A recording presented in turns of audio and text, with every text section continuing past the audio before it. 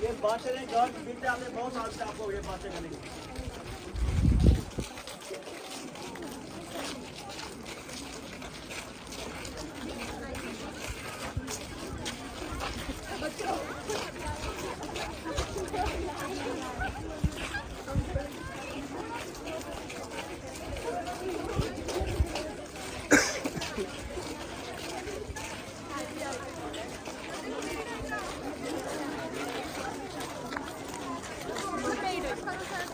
Cameraman focus करो।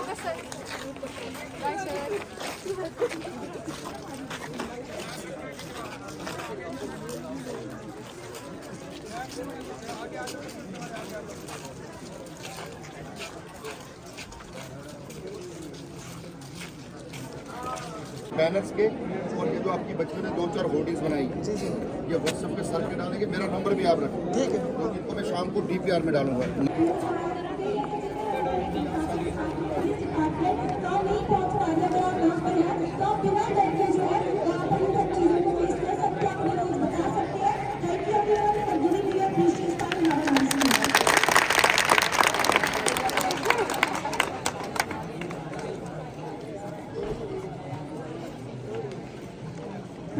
बहुत अच्छी बात कही रोड सेफ्टी कमेटी।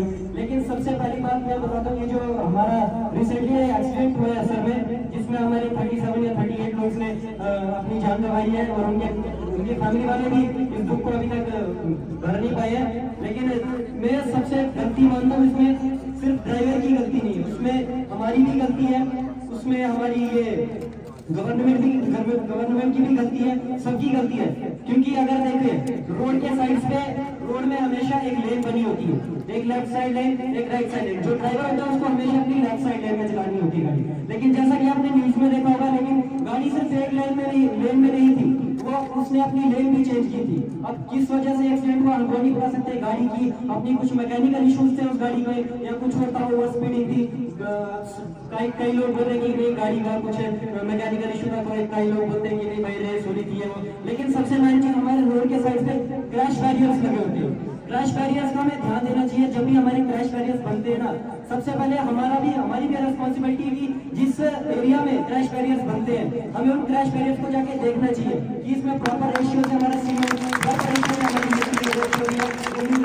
अब जैसे एक मैन हाइट जो होनी चाहिए, एक क्या बोलते हैं क्रैश बैरियर की, वो 6 to 7 फीट होनी चाहिए। लेकिन हमारे यहाँ की क्रैश बैरियर्स की हाइट कितनी होती है? मैक्सिमम 2 से 3 फुट। तो एक इतनी बड़ी गाड़ी जिसमें 42 सवारियां अलाउड होती है, वो 2 या 3 फीट के क्रैश बैरियर से कैसे रुक पाएगी? आप खुद ही सोच सकते हैं। अगर मैं बोलता हूँ कि अगर हमारे जो एरिया में हमें ये भी करना चाहिए कि जो हमारे क्रैश बैरियर एरिया के हमें उनको भी बढ़ाना चाहिए। और हमारे सबसे पहली मेन बात है जो राइडर्स वगैरह, राइडर्स समझते ना कि मतलब हम ऐसे राइड करेंगे, हम बस मारते हुए हम करके भाई हीरो की बात नहीं है। अगर हमारी जगह है ना, जान है तो जान है, सबने ये बात सुनी होगी। तो हमारे राइडर्स होते हैं, लेकिन कुछ राइडर्स होते हैं वो प्रॉपर अपने सूट में प्रॉपर हेलमेट पहन के अपनी बाइक राइड करते हैं। लेकिन कुछ राइडर्स ऐसा नहीं समझते हो भाई, बोलते हैं कि नहीं हम हेलमेट पहन के हमारा स्टाइल करेंगे जाएगा, भाई वैसी बात नहीं है।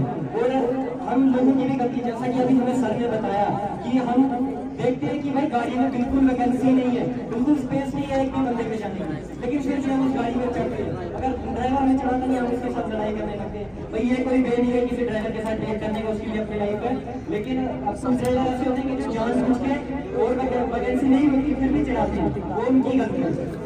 तो बस मैं यही कहना चाहूँगा कि आपको भी ध्यान रखना है, आपको अपने एरिया को भी देखना है कि हमारे एरिया में क्या चल रहा है क्या नहीं। अगर आपके सामने कुछ भी मतलब ऐसे रोड सेफ्टी के अकॉर्डिंग कुछ रोड सेफ्टी के आपको उसको बता देंगे। ट्रैफिक पुलिस की ड्यूटी यही है कि हम सबकी ड्यूटी है, बिकॉज हम सारे इसी देश के सिटीजन हैं।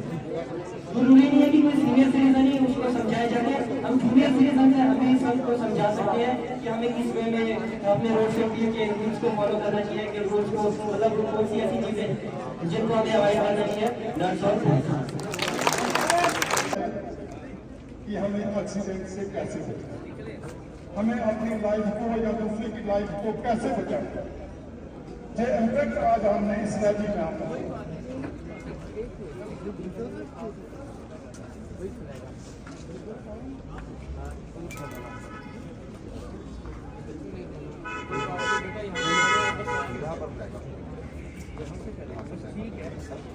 आप लोगों ने इनको बोल देना थोड़ा डिसिप्लिन में है। एक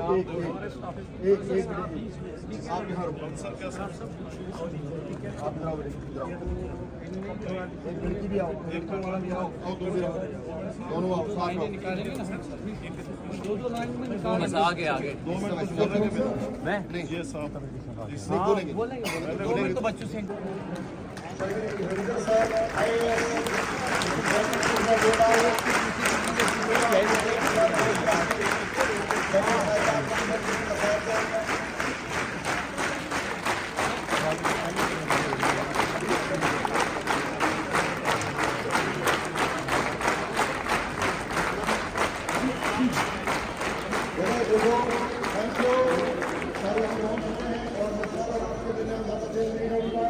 मैंने पहले बताया गाड़ी की आपने बात कही थी, उस पर मैं वहाँ बता दी कि आपको गाड़ी नहीं मिल सकती है।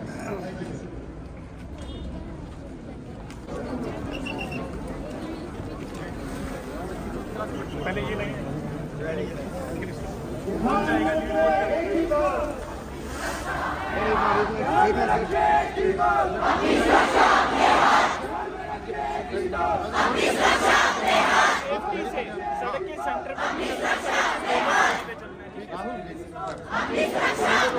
साथ चलोगे तो ठीक है। चलो रेडी, चलो बेटे।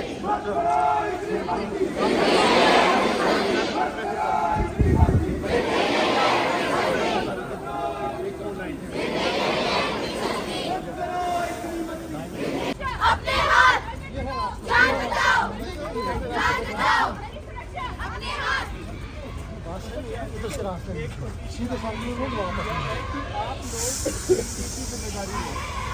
क्या है, कल को आप ही फ्यूचर है।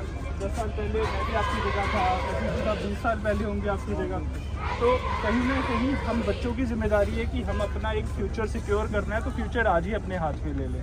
अगर हमें लगता है हमारे माता पिता हमारी सोसाइटी में कोई रूल कानून नहीं फॉलो कर रहा, हमें उनको टोकना है और उनको समझाना है कि ये रूल्स है, इस हिसाब से चले। आप भले बड़ी बड़ी गाड़ियों में होंगे, आपकी गाड़ियों में वो लगे होंगे, क्या लगते हैं, बैग्स लगते हैं वगैरह, हम सेफ़ हो लेंगे, पर अगर हमने किसी बाहर वाले को हिट कर दिया, उसकी सेफ्टी किसकी जिम्मेदारी है? तो ये सारी चीज़ें आपने अपने घर वालों को बतानी है, ठीक है। चलो, ऑल द वेरी बेस्ट। आप लोग स्कूल जाएं एंड हमारे सेक्टर सर इनका ये अच्छा स्कूल है, TPS एक्स सर्विसमैन से तो करिए, बच्चों को मोटिवेट करिए। They have to lead the revolution. हमें डोडा को सेफ बनाना है, एक्सीडेंट फ्री बनाना है। चलो, थैंक यू बच्चों।